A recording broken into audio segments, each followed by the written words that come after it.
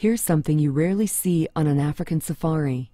A baby hippo that would live most of its life in the water, and a wildebeest who lives all of its life on the land, together in one place. The story of how that happened is even more fascinating. Every year, the greatest show on earth begins again in East Africa, in the countries of Tanzania and Kenya. It's called the Great Migration. Almost 2 million wildebeests, also called gnu because of the sound they make, and over 500,000 zebra and gazelles will travel 1,800 miles in a clockwise pattern from Serengeti National Park to the Masai Mara Reserve in Kenya and back again. They start in the rainy season of December through March near Ngorongoro Crater, where there's plenty of grass, and have synchronized births of babies all within a 3-week period. Within 3 days, the calves are strong enough to keep up with the herd, and the journey north for food and water begins.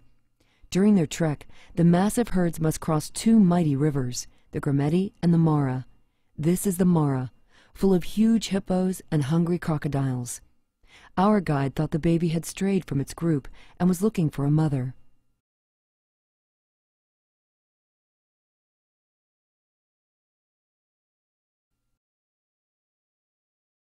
If you're wondering why the wildebeest would feel so threatened by the little hippo, it's because it's broken its leg and is trapped in the mud.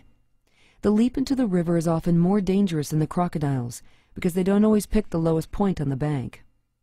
It's a phenomenal sight to see thousands of wildebeest crossing the water, but for many of them, there's only one ending.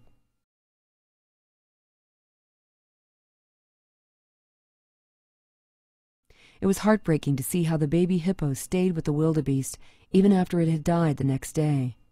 There was still hope for it to get back in the river and find its own kind, but it wouldn't go, even though it desperately needed the water to keep cool.